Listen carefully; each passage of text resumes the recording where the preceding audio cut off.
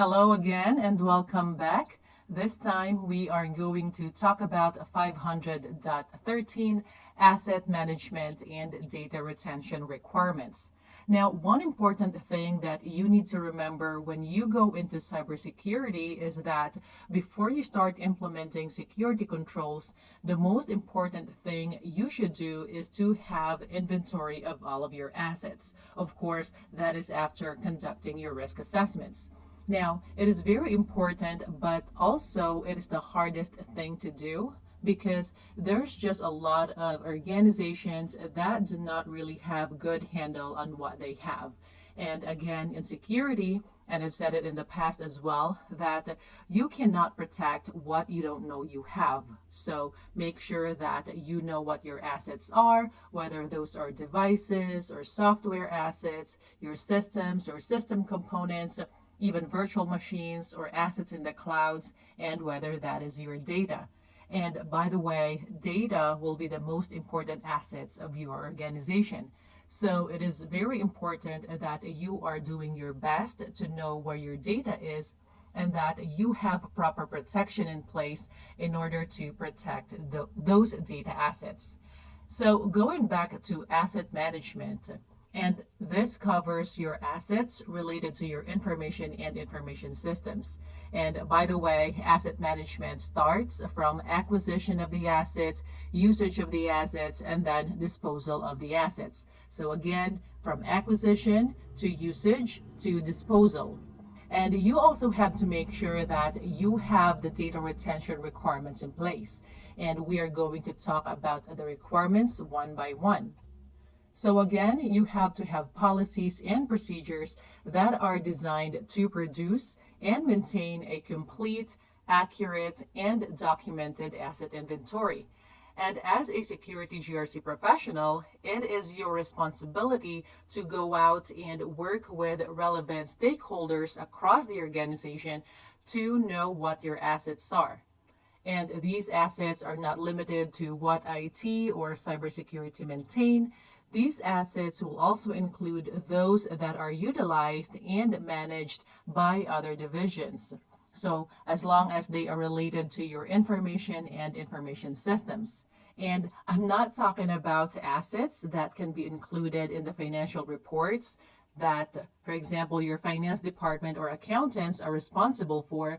So assets like buildings, vehicles, or furniture and fixtures, and not those kinds of assets. So I just hope you're clear on that one.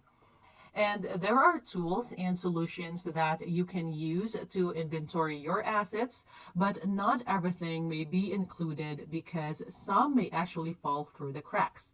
And in that case, you do your due diligence and really go out there and find all of those assets. And here we have a requirement that says the asset inventory shall be maintained in accordance with the written policies and procedures.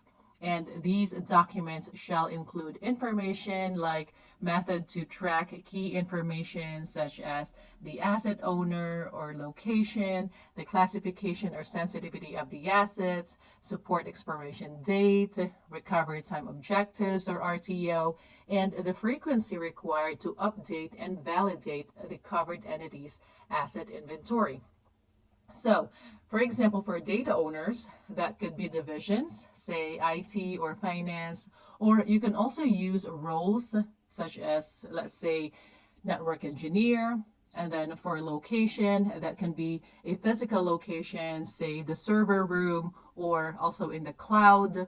And then we talked about data classification and handling policy or classification and sensitivity of the data. And same concept applies to other assets as well. And then end of support of an asset. So for example, a software or an application that you've been using for a long time, and then the vendor is ending the support for that. That needs to be included in your asset inventory as well. Or another term that you can use is the end of life or EOL. It is basically the same concept as the end of support or EOS, because that means that there will be no support for that software or application anymore. So if there are vulnerabilities, you cannot patch that application or software. And what do you do with those? How do you track those? You have to have visibility into those. Otherwise, attackers may use those unpatched vulnerabilities to carry out an attack. And then we have the recovery time objectives, or RTO. Now, what it is that you have to make sure that you know the criticality of that asset, and based on that criticality, you implement different levels of security controls. So, for example, it's the asset that is making the organization a lot of money, and the organization cannot afford to have a downtime, let's say for an hour, because they will lose a lot of money if they are down for an hour. So you have to know those assets so you can determine appropriate and reasonable recovery time objectives that you are going to include in the information within your inventory. And then you also need to include the frequency of conducting asset reviews and updating of the asset inventory. So organizations would sometimes get more applications and tools to support other implementations. So you have to update your inventory to accommodate those new assets. And requirement B says that you need to include policies and procedures on secure disposal of assets. How do you dispose of your data? How do you dispose of the assets? How do you dispose of your backup tapes? How about your storage media, your virtual systems? So things like that. And again, depending on the sensitivity or the classification of the asset, you have to have different methods for disposal or destruction of the data or the assets, whether that's physical assets or electronic assets. And we always say in security that if you don't need the data, then just get rid of it. Otherwise, it becomes a liability, and in case there is a breach, unnecessary data will be something you don't need to worry about being held accountable for. So just delete those data that you don't need. And as a security GRC professional, you don't have to worry about determining when your organization should dispose of their data. So data retention should be based on regulatory, legal, and business needs, and most likely your business needs would be adhering to regulatory requirements. So there should be a department or personnel in charge of determining data retention, and a lot of times that will be your legal department, and also there are other business process owners that should be responsible for determining whether or not they still need their data.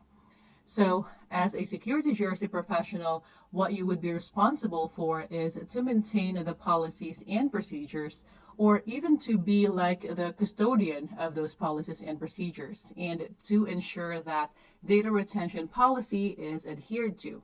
So you need to communicate with the data owners so that you understand what the actual data retention for the data is, depending on their classification. And so, for example, we discussed the audit trails section. So for retention of audit trails, that's either at least 5 years or 3 years. And you need to do the same thing for the other data. So understand what the data is, the sensitivity of the data, and the disposal method for that data. So that will be it for this video, and I will see you in the next one.